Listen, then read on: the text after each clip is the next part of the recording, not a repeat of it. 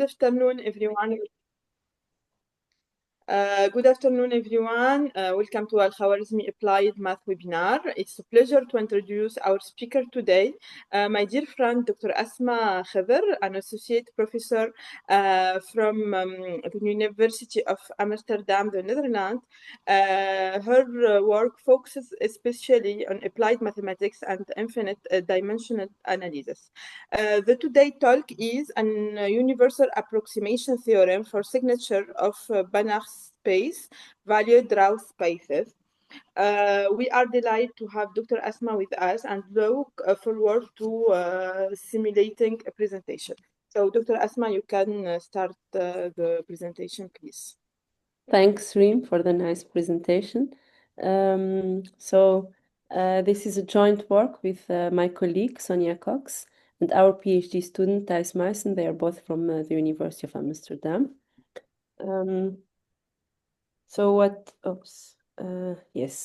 What is the motivation of our work is basically coming from finance. So in finance, if we look at, for instance, the forward curve, so the forward curve, you see it as a function of time and to maturity. So it exists in a space of functions, and that's why we could look at it as an infinite dimensional object. So if we look at the forward curve in terms of in this Heath, Jarrow, Morton-Musiela framework, so we actually look at it as a function of time and time to maturity. So it's modeled by, as you see here, by an SPDE. So here the sigma is you see it as the diffusion part, and here the drift term here is given by some here the B, a time t and time to maturity, and then here the differentiation operator. And this dynamics can be formulated as an infinite dimensional SDE. So here again you see the abstract formulation of this HEM framework, where here we write it as a solution to an infinite dimensional SDE. And here the W, you can think about it as a Q Brownian motion, and the sigma is a Hilbert-Schmidt operator. And here you see the dx, yt is the differentiation operator, or the shift operator. And this is what we are interested in. So if we look at the solution of such an infinite dimensional SDE, then we would like, or we can approximate the solution map. So we can see the solution map, the yt, the y at time capital T, as a function of the whole path of W. So the W here is the Q, let's say the Q Brownian motion. And then we want to approximate the solution map, so that we want to approximate y, or we see the y as a function of the whole path of the Brownian motion. So here W0t is the path, the whole path of the Brownian motion, and we see the solution map as a function of this of the whole path. And what we are interested in is to approximate this solution map. So we want to approximate the phi, or we want also, for instance, if we look at, as I said here, this, you can think about this as modeling forward curve in finance. And then we would like to, for example, look at bond prices or options on this forward curve. And options are also written as a function of the whole path of the W. And then we would like to actually approximate these functionals on the path.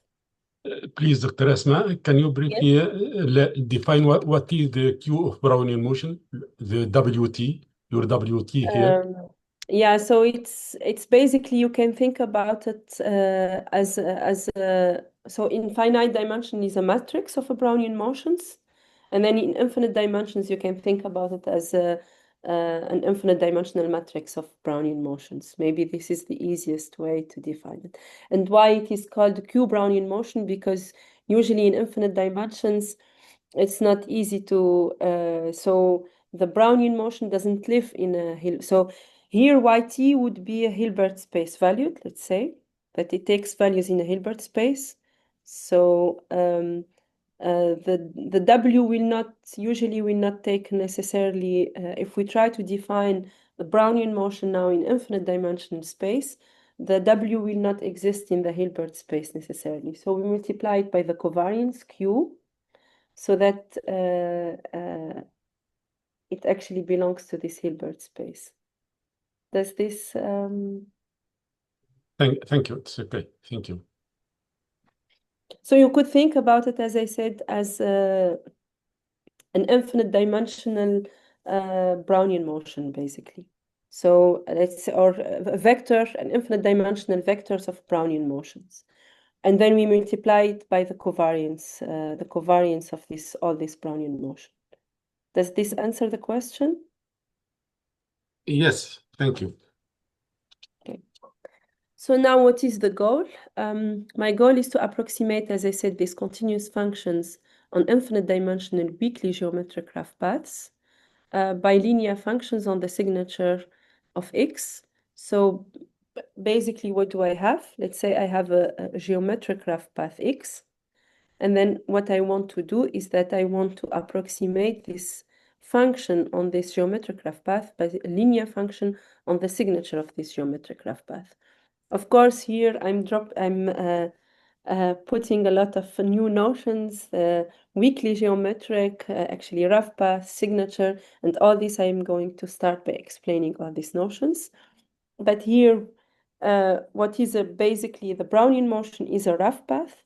And then what we are again aiming at is basically I want to have a functional on the Brownian motion, let's say. So forget about Q Brownian motion. Let's for now think about W being a Brownian motion. And then this, as I said, I'm, let's say, interested in some approximating some functionals on the whole path of the Brownian motion. This would be the phi of W. Then the way to do it is to consider a signature of a Brownian motion and then take linear function on the signature of a Brownian motion. And I will now explain what is signature and also what are these weakly geometric graph paths and etc. Okay, so first, before I started explaining all these notions, I wanted to discuss about some literature or related literature. So this universal approximation theorem in a finite dimensional setting was actually proven and so in the literature. For instance, here I put some references where they actually prove the universal approximation theorem for semi-martingales. And so, for instance, here the papers by Christa and Terry Lyons, they proved, as I said, the universal approximation theorem for continuous semi-martingales. And then it was also, there is an extension by Christa, Cusciero, and also co-authors, where they proved the universal approximation theorem for Cadillac paths. And then also in Christa and co-authors, they also did a global universal approximation theorem. And this universal approximation theorem was also applied, for instance, to machine learning and finance by many authors. Here I put some references, Christian Bayer, where he applied it to, for instance, American options. Ebi Geber, he did also pricing and hedging. He applied this to pricing and hedging. Also some papers by Terry Lyons. And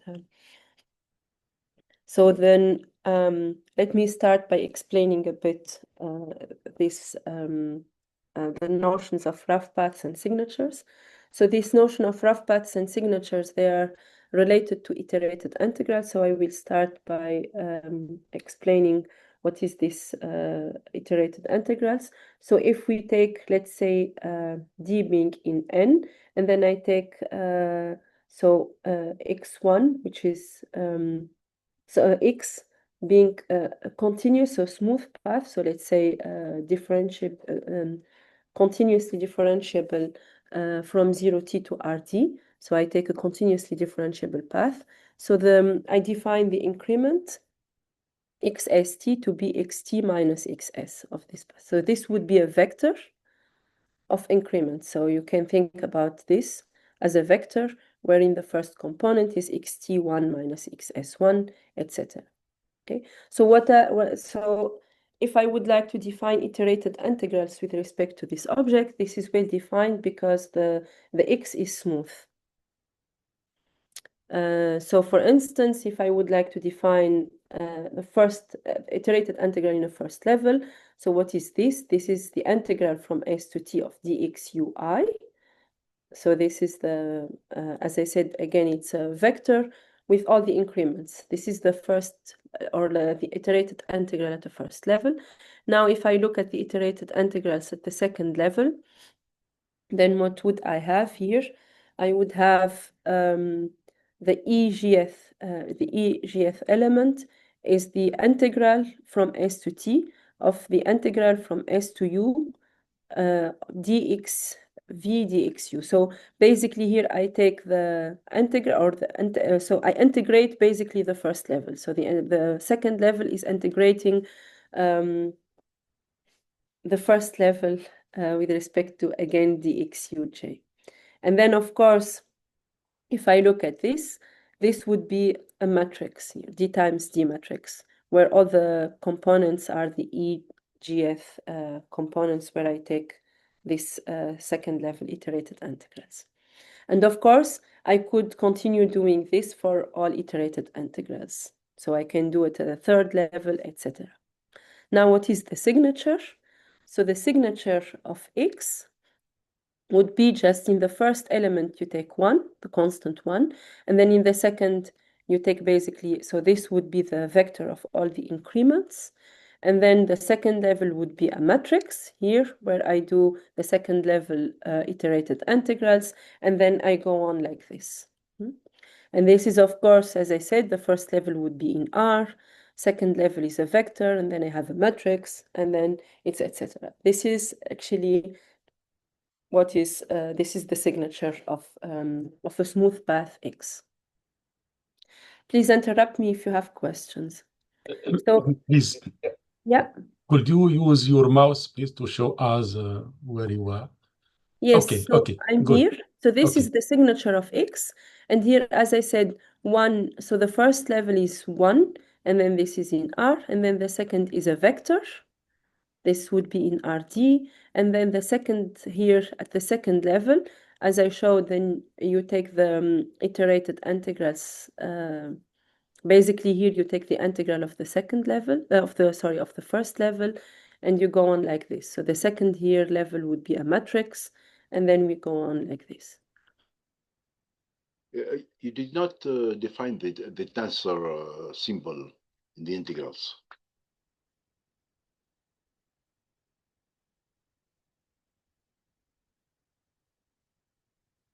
Hello? Problem with her net, her connection. Mhm. Yeah, she said that maybe she will have a problem of connection. Oh, do I have a problem of connection now? And now it's okay, but we didn't hear you seconds. Okay. Yeah, so I took the, in the case of one-dimensional case, do you hear me now, right? Yes, Yes. sorry, I asked you the question. Yes. Would you define, please, the tensor symbol in the integral, the third line? Here? Yes, So that one. this, yeah, because here so this x here is a vector. Mhm. And because it is a vector, then so it's basically you tensor this vector tensored with the vector x. So what actually, how you would understand it, it's in the slide before. So what you actually do is basically you take every component, and then you take you integrate it with respect to each. So let's say here you have a two-dimensional process, okay, to just make it simple. X is two-dimensional. Then you have, of course, x1, x2, but then what do you do is basically you take, when you want to do the iterated integral, then you integrate x1 with respect to x2, and then you have x2 with respect to x1, and then you have x1, x1, and then x2, x2. So this is what actually going to be a matrix. It's here. It's basically here. So in the second level, this is exactly what it is, because this is a vector, so you need to tensor the vectors. And that's what you actually obtain. Here you have the integral with respect to x1, and again with respect to x1, and then x1, x2, x2, x1, x2, x2. And then if you have t times d, then of course you have all the d components as well. Okay, thank you. So again, coming back to d equals to 1, it would be easy here. It's just the basically x, it's just here the product instead of tensor, because you have just scalars here. So then if you do the iterated integrals at the second level is just xt minus xs squared, and you continue here. The third level would be xt minus xs to the power of 3, and so on. So here you see that if d equals to 1, then these are just the Taylor polynomials. Polynomials used in Taylor expansion. And then we know that, for instance, if you take a function, let's say enough regular function, and then we know that the Taylor expansion is a good approximation of this function, right? So that's also the same, that what the signature, where you have all these iterated integrals, can be actually used as a linear regression basis to approximate functions in path space in this case. Okay, I hope at least what the signature is clear now. And please stop me if you have questions. So where does this signature live? It lives in the extended tensor algebra. So as we saw here, this is the extended tensor algebra. It's exactly that. It's a constant in the first level, it's a vector in the second, matrix in the third component, etc., etc. So it's basically here the extended tensor algebra is A of the forms here A0, A1, etc., where here A0 is a constant, A1 is a vector, A2 is a matrix, and it goes like this. So this is the extended tensor algebra, and this is where the signature takes values in this extended tensor algebra. Now, if I take two elements, for instance, in this extended tensor algebra, sorry, this should be T of Rd here and not E, then we can define addition and product.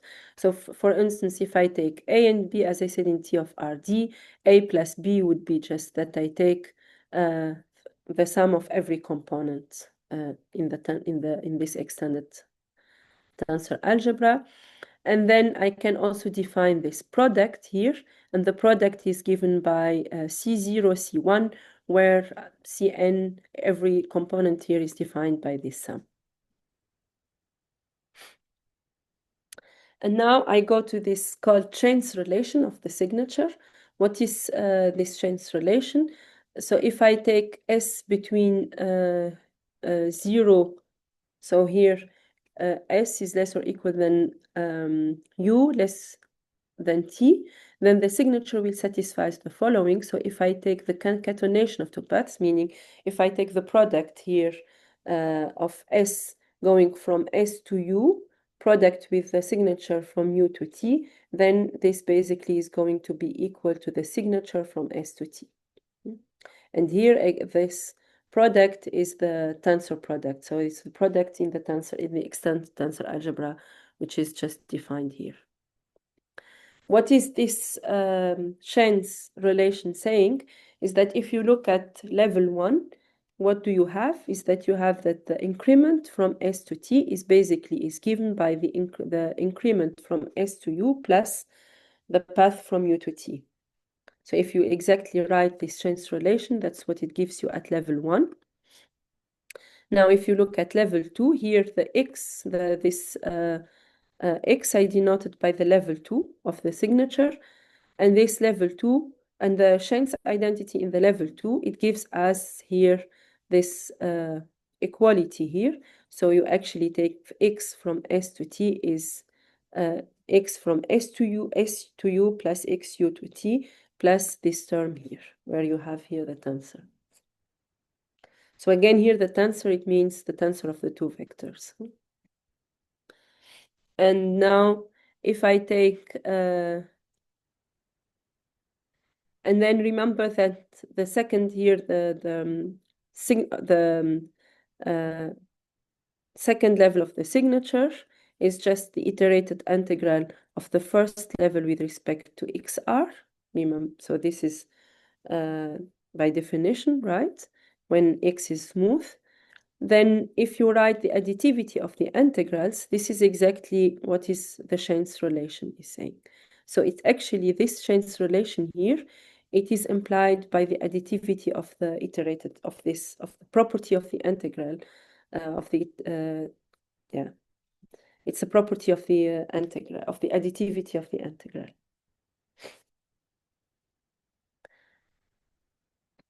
So now, of course, these iterated integrals, they have, or the integrals in general, they are additive, but also we want usually to have a chain rule.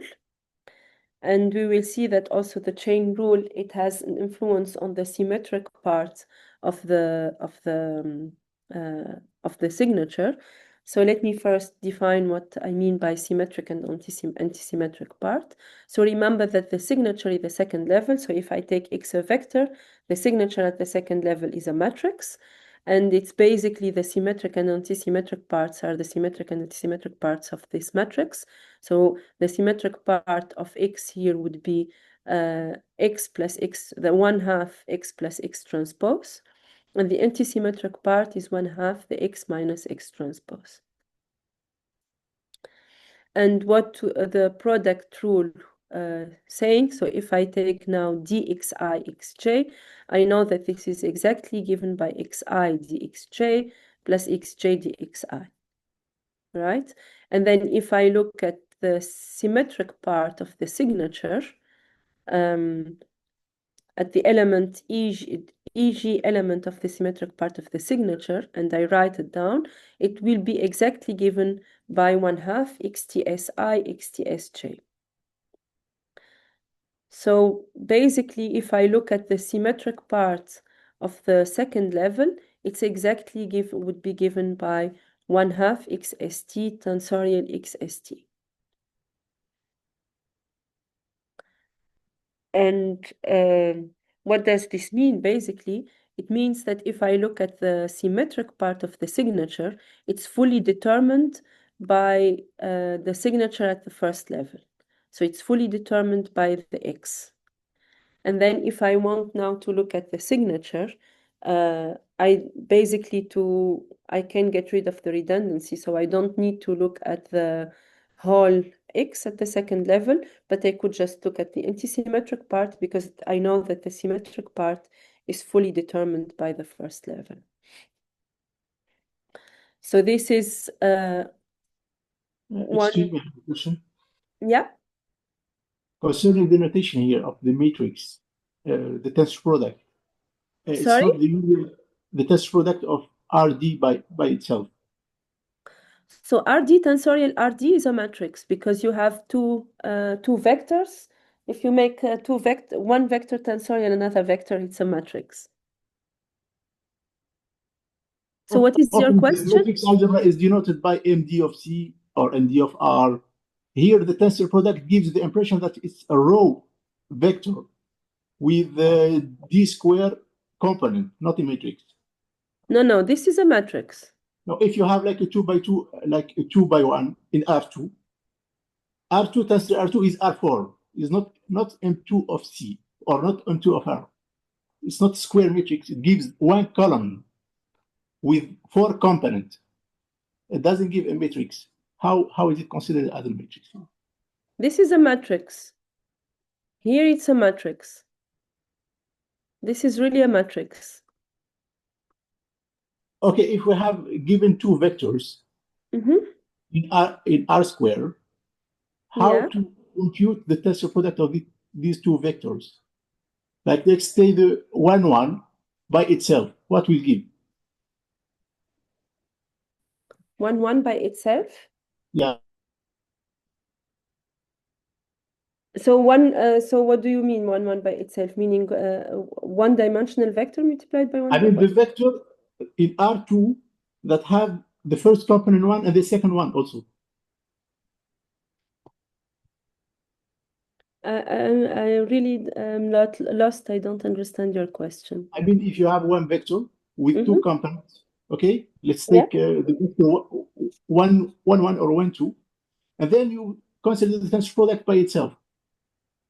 What will be the result in your notation here?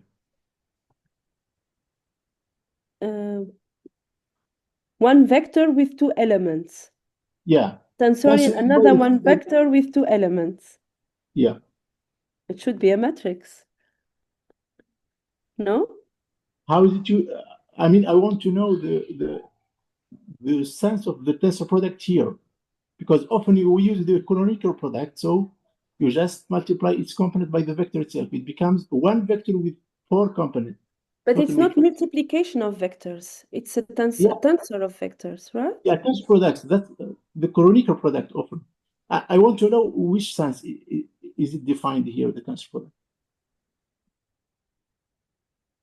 I think, I mean, even if I look at, I can look at Wikipedia how tensor of a vector defined, and then it's, just give me a second.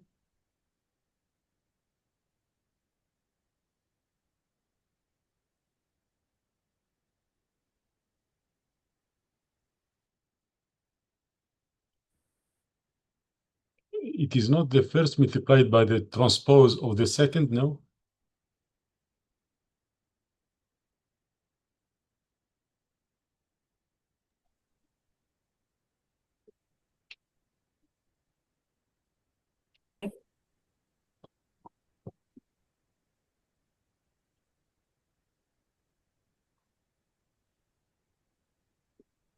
Can I give a suggestion?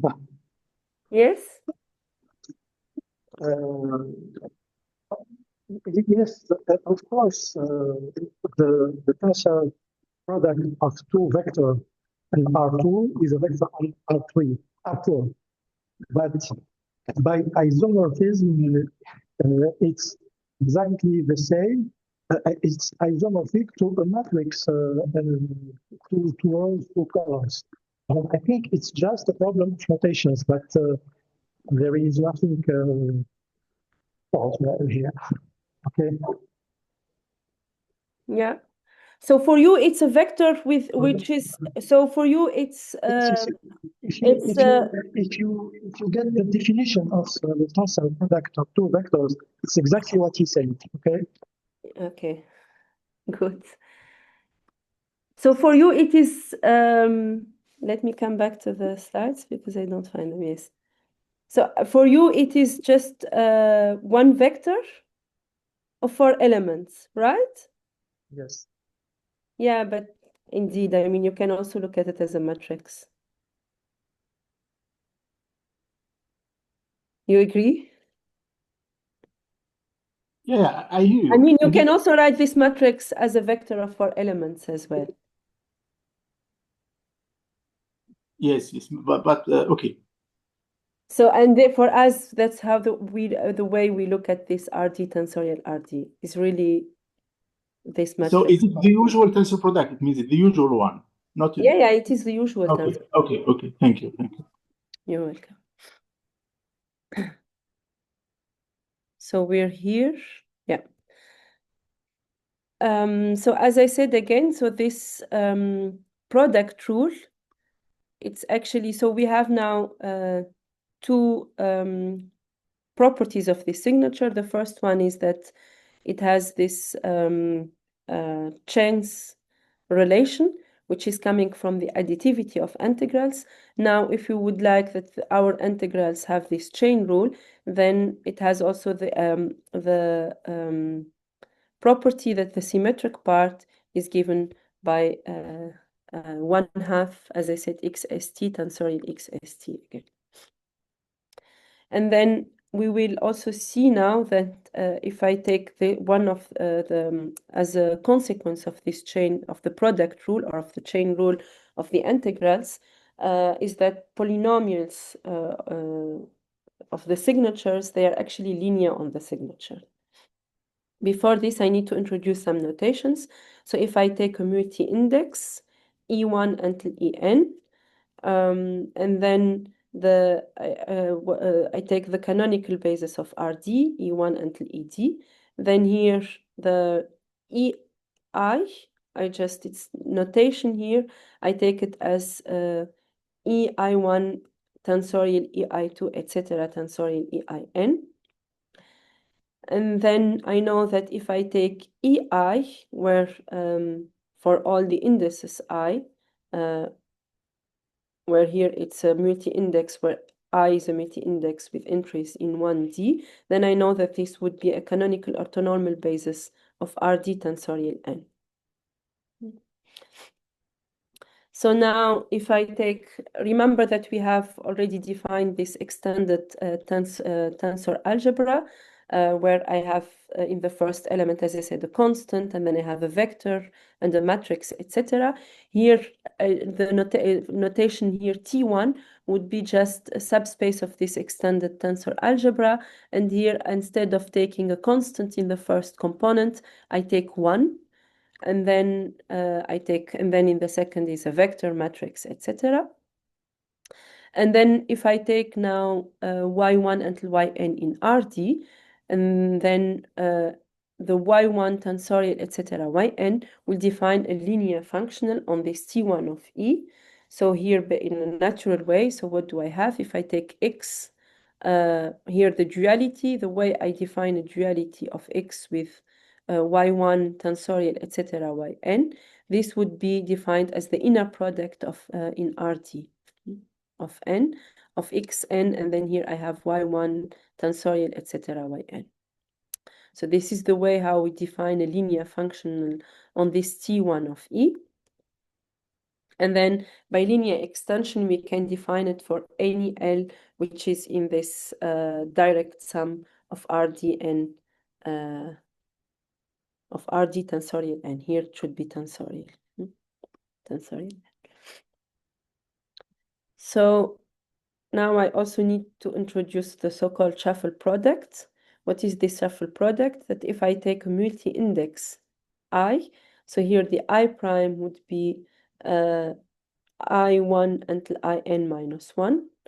And then if I take two multi-indices, ij, the shuffle product would be defined recursively as with this relation here.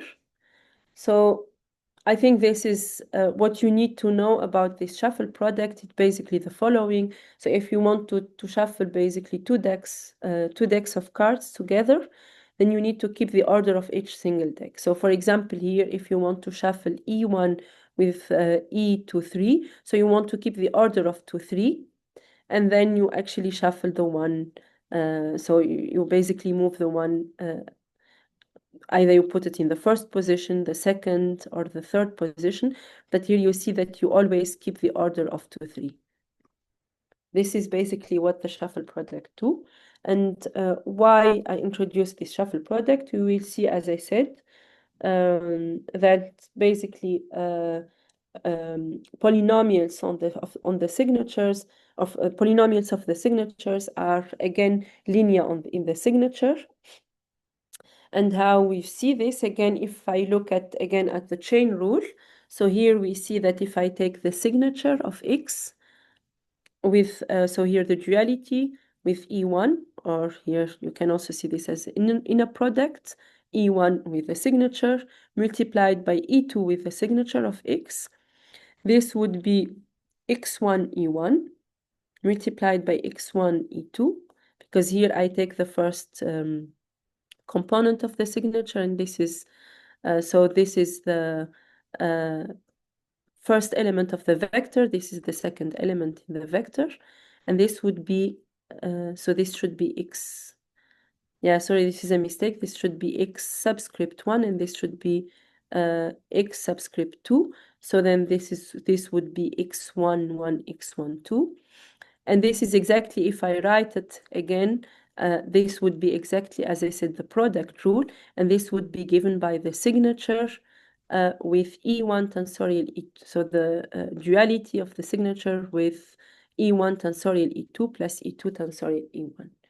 So in here we see that the polynomials of the signature here is given by, again, the a linear object on the signature. And this here is exactly the shuffle product of E1 with respect to E2. So here you see that we are taking 1, 2, and then 2, 1. So more general, this would be for any element x which is in C1. So I can take polynomials here of the signature, and this would be given by EI shuffle EJ with respect to the signature. And this is, again, as I said, it's coming from the fact that the integrals have this chain rule property. You're hearing me, right? I hope I didn't lose connection or something in between. It's okay. It's okay. Yeah. Okay. So now, of course, I now introduced everything for smooth paths, but now the problem, let's say that if alpha is now between 0 and 1, and then I'm considering the space of alpha Holder continuous functions, which are starting at 0, and then I have problem that the classical iterated integrals may not exist.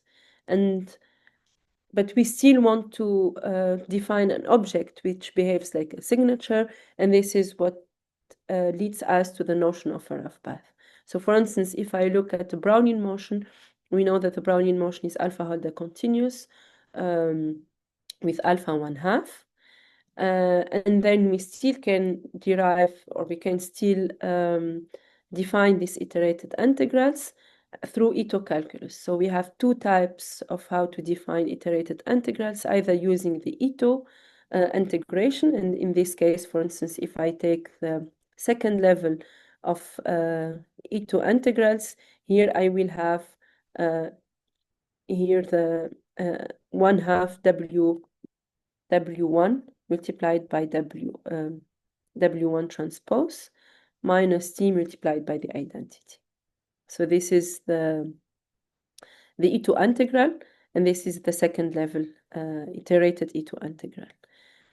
This is one way. The other choice is to consider the Stratonovich integration, and then in this case, this would be 1/2 W of 1 multiplied by W transpose, if I take the iterated integrals of the Stratonovich integral.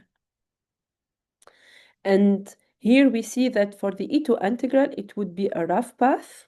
And here it has of course, we know that the E2 integrals do not have this chain rule. So it only of course, it has the additive property, so it would satisfy the Schen's identity, but not the chain rule.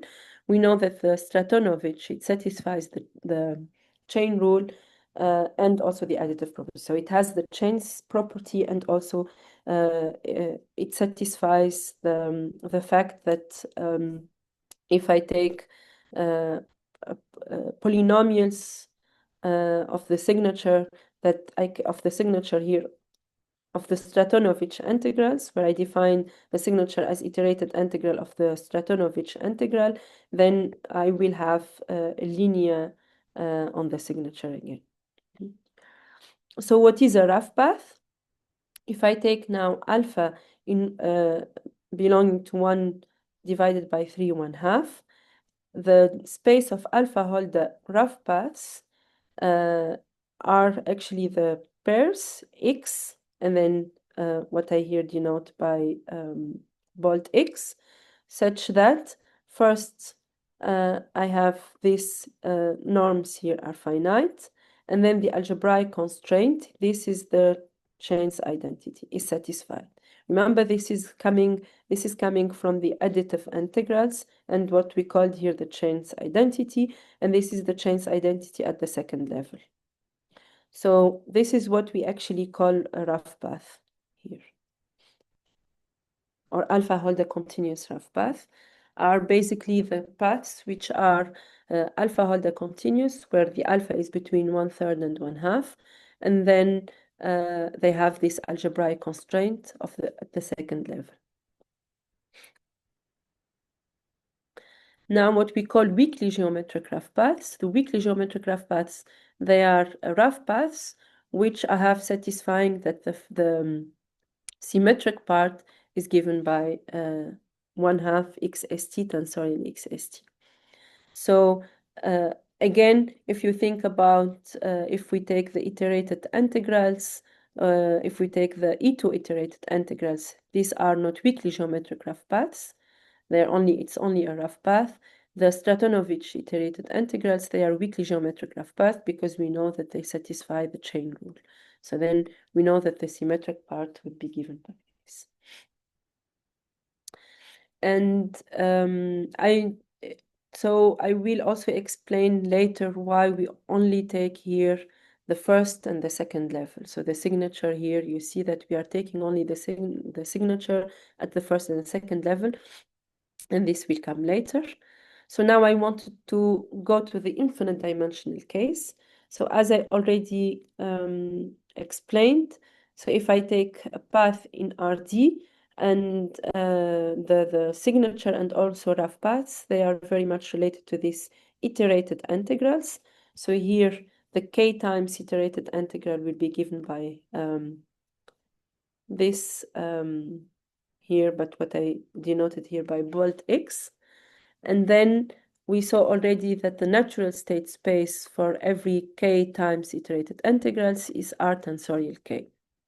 Now, if I take instead of a path in RD, now I take a path which is in a Banach space, then of course I have the problem that if I want to actually define these k iterated integrals, then integration, it involves taking limits. And I know that the R tensorial k is complete under any tensor norm. So this is no longer the case for the algebraic tensor space. So now if I take the algebraic tensor space here of a Banach space E, then this will not be the case that it will be complete under any tensor norm. And that's why I need to consider the topological tensor space. So I need to define a norm on this algebraic tensor space. And here the challenge in the infinite dimensional setting is that if I take different tensor norms, we'll give different topological tensor spaces. And that's why we need to choose some what we call here suitable tensor norms. So we need to choose the norms that basically make this. So we need to choose what kind of a norm here that to have the topological tensor space. And here, what do we mean by suitable family of norms? So if I take E to be a real Banach space, and then I take a norm on the algebraic tensor space here, and then here what we call the norm N is a suitable family of norms if they are strong, reasonable, and symmetric cross norms. So now I will define what are these strong, reasonable, and symmetric cross norms. So here a cross norm, if I take now the norm of the tensorials, they actually respect the product structure. So if I take the norm of the tensorials, then it becomes the product of the norm of each element here. And the reasonable, it actually behaves also that these norms, they behave well with bounded operators. So the norm and the dual of the norm are cross norms.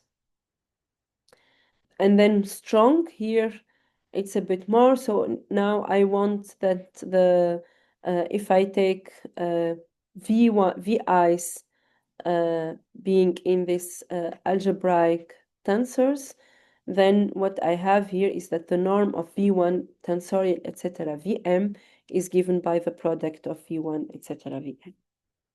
And finally, symmetric means that the norm of V1 tensorial Vn are the same as the norm of V sigma 1 tensorial, etc., V sigma n for any permutations sigma, for any permutation sigma.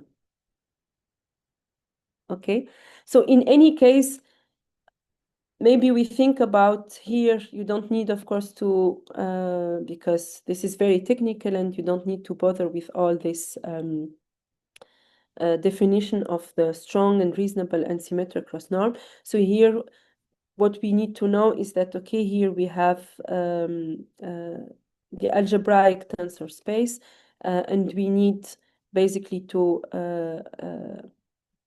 define or to work with the topological tensor space, because we need the notion of completeness. And this is what we consider some suitable norms for our topological tensor space. Yeah, so this is what you need to remember. Now, as we defined also the space of formal series of tensors already, where the signature leaf, here it's exactly the same. So we have, instead of T of Rd, here I have T of E, where I also define an addition and product. So remember here, the A0 is a constant. So here for us, the A0 is just a constant as well. And then here A1 would be in, can think about it as an infinite dimensional vector. A2 would be an infinite dimensional matrix, etc. And by Tn here, I define the truncated tensor algebra of order n. I see that I already almost on time. So I guess my time. Do you hear me? Yes. Yes, yes. Okay. I see that I already. Wow, time went very quickly, and I'm. There is still many slides. So maybe what actually I should do is that I go immediately to the main result, because I think there is a lot and time is over. So maybe what I just show the final result of what we did, and then I think maybe I finish here.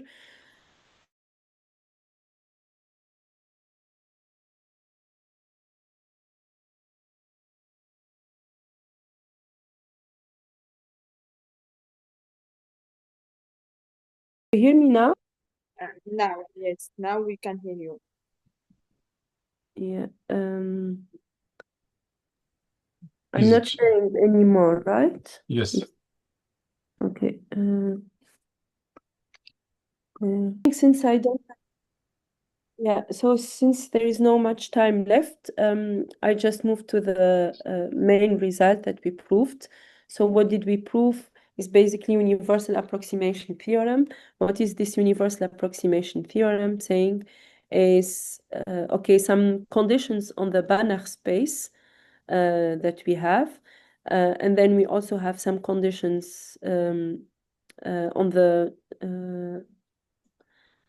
no, it's only conditions on the Banach space, and of course on the norms that we have on these Banach spaces. And then what do we have? If I take A to be all the X, which are so we take graph paths, geometric graph paths, and then I take that the duality so if I project this rough path with a constant phi in f, and then if this projection is time, then I can actually approximate any function f, which is from any function, continuous function f from A to R with respect to the weak star topology, in the sense that there exists L in Ta of G such that the supremum over all x in A of a linear function on the signature of x minus f of x would be less than epsilon. So this is, I approximate a function on the rough path x here, on the geometric rough path x, by a linear function on the signature. And for this, of course, I put some sketch of the proof where we used the Weierstrass theorem, but of course I don't have time now to go through this. So I just go to the outlook and the conclusion. What we actually did is that we proved the UAT in this framework. And what we want to do is to apply it to the HAMM framework and then compare the weak star topology UAT with the norm topology, because we actually proved the weak star topology. So UAT with respect to the weak star topology, but we also proved also UAT with the norm topology, and we want to compare both approaches. Yeah, and then that's it. So thank you so much, Dr. Asma, for this suitable presentation. It was very clear. There is question, please. Any question?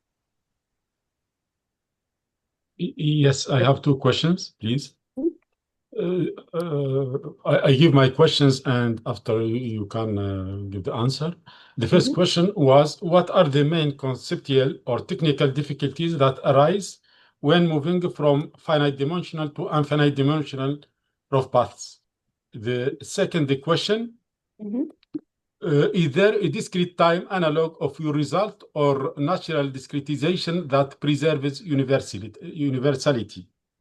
And sorry, the third question, do you see connection between your result and signature based machine learning methods or neural operator approaches? Thank you. Well, thank you for the questions. Well, first, there are the difficulties. I actually put them in basically in the proof. So I put all basically the challenges when we try to do it in infinite dimensions. So the first, actually, one of the difficulties is basically first, of course, we wanted a compact set, right? And that's why we needed to work with a weak star topology, because in Banach spaces, I mean, the norm-bounded sets are relatively compact, so then we needed to define first the topology, and then we needed also that the linear functionals themselves to be continuous with respect to the chosen topology. And one of the challenges, for instance, that if we look at the alpha Holder continuous alpha Holder continuous space, the space of alpha Holder continuous functions, they are actually is not sorry, the space of how is it called? Sorry, it's here. Multiplicative functions, because this these geometric graph paths, they're actually belonging to this multiplicative function. So it's a multiplicative functional, and this space is not actually a Banach space. So we needed, but to consider the weak star topology, we needed a Banach space. So for instance, what we needed to do is to embed this into the alpha Holder continuous functions. And I know that this is a Banach space, so we needed to, for instance, do it from there. And of course, some of the problems I already discussed, like the problem where we needed to actually define the norms. And here in RK, the norms are all, which I think I put here, in RK, it's complete under any tensor norm, but here we needed to define the norms. So, and then there are, of course, the projective, the injective, so there are different norms that we could work with, so we needed to really define what kind of norms. So this is the first question. And then the second question was is about discretization of your results. Baba. Is there discrete time analog of your result that preserves the universality? This I'm actually not sure. So meaning that if I take X here, and then I make, but here what type of discretization? Because we are in infinite dimension. So you would time discretization. Yes. And then if we do a time discretization with then of course we could define the signature. Yeah, but I don't know. I mean, when it comes to taking the limit and so on. So yeah. The third question is about connection with machine learning and. Yeah, of course. I mean, this is really it's also it has a lot of application in machine learning because in the end you have to learn the L. So what we have, so you have a function. The strong thing about the signature is that you have a function on the whole path, and then you approximate it by a linear function on the signature here at time capital T. And then, for instance, what actually now the applications is instead of taking such a model in the end, because you know that any solution, it could be approximated by linear on the signature. So instead of considering a model which is really driven parametric or driven by such an SPDE, what you do, you immediately model your process by something like this. And all you have to do is basically to learn L from the data. So you have, let's say, financial time series. And then what you say, okay, I have such a model for my financial time series, and I would like to actually learn the L. And then you work, once you have the L, then you also can compute options on this, or if you think about options as expectations of functionals on this. And then the nice thing also that the only thing you need to do in this case is compute the expectation of the signature, because then everything becomes linear on this expectation on the signature. Okay, thank you. I think Dr. Nabil has a question. He wrote that he has a question. Yes, it's also about the link with machine learning. As far as I know, in machine learning, the universal approximation theorem say that we can be as close as we want with a neural network, and here it's we are looking for, as far as what I understand, we are looking for the solution of stochastic partial differential equation. It is an infinite dimensional space, and to approximate it with a solution in a finite dimensional space. But here you construct, you build the solution, then your algorithm to find the approximation is not a solution of an optimization problem. And the question is, what is the cost of such an algorithm, okay, or such a solution? So because I don't, did you hear him very well? Because I have problems hearing. But if I understood right, what you were asking is how good is the approximation, right? No. As far as you say that you can be, your result is a density result, okay? You say that you can be as close as you want to the continuous solution. But the question is, to build this solution, does your solution, is it costly relevant, okay? My solution is, again, sorry, my solution is? To build this solution, yes. What is the cost of such a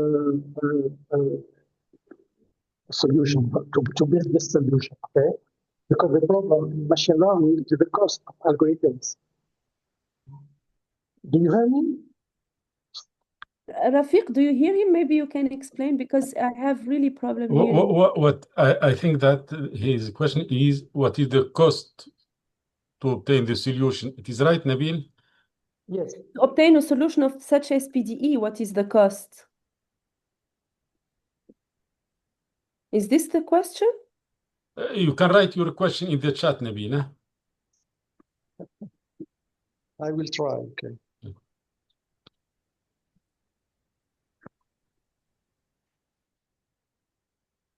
I can...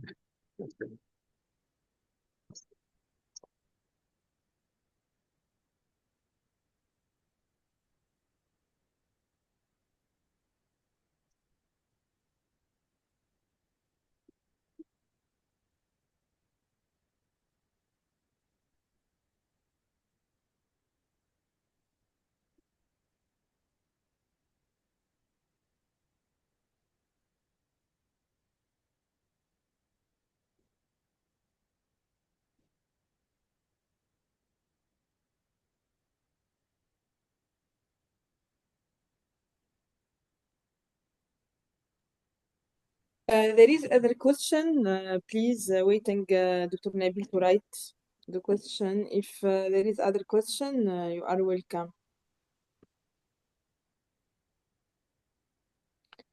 Rafiq, I think Asma doesn't hear us. No, I hear you. I Okay. hear you. No, I hear you. Okay. I'm just waiting also for the question of Nabil. Okay.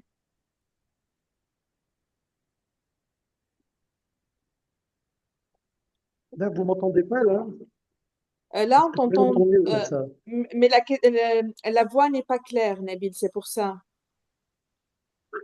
Je me demandais juste quel est le coût de la recherche de cette solution. C'est tout, en fait, hein.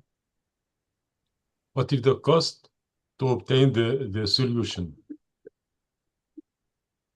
The complexity of...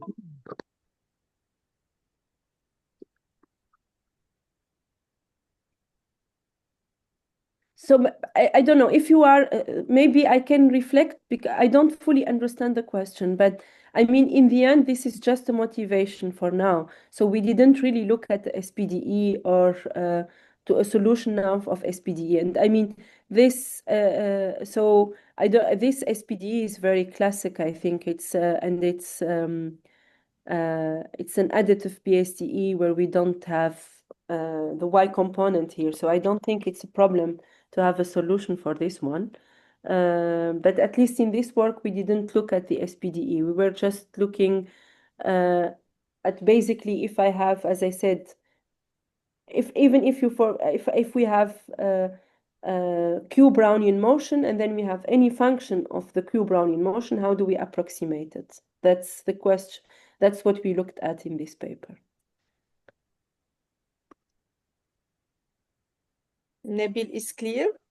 Yes, it's okay. It's okay. Thank you. Asma, just a question. Did you use numerical approximation to do interpretation in a real example or not? Well, here we didn't do any real example in this paper. It's very theoretical paper for now. Yeah, for that, I find that it's very theoretical. There is no approximation or numerical solution. So it can be did, or it's difficult to find no, I mean, this would be the next step, of course, is to do some to apply it. As I said, the next is to apply it to, for instance, HEM model, for example, where we really approximate the solution. And, okay, thank you so much. I have a last question, please. Mm-hmm. In what precise sense is the approximation universal? Are there minimal assumptions that cannot be relaxed? In fact, two questions. Okay, so in what sense it's universal? The approximation is universal, and are there minimal assumptions that cannot be relaxed to obtain your results? We tried, so for the minimal assumptions, I think we tried to make it as minimal assumptions as possible. So that's what we could come up with. I don't think it would be easy to relax any of the assumptions. And as I said, if I went through the sketch of the proof, maybe I explained also where all the conditions coming from. So maybe there are possibilities to relax the conditions, but then there should be some completely maybe different tools used or something. So I don't know. And so the question about universality, right? Yes. I think the universality is because we approximate it by a linear function on the signature. So it's like any function we approximate it by a linear function. So this is where universality comes from. Okay. Thank you.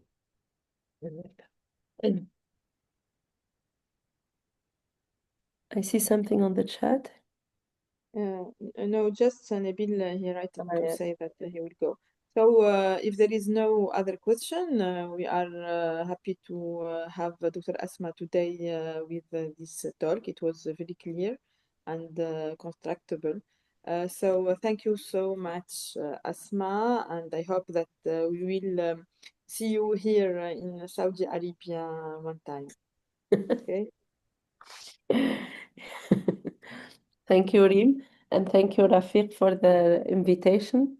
And I also hope to see you soon, if not in Saudi Arabia, hopefully in Tunisia, maybe again in the summer or something. Okay,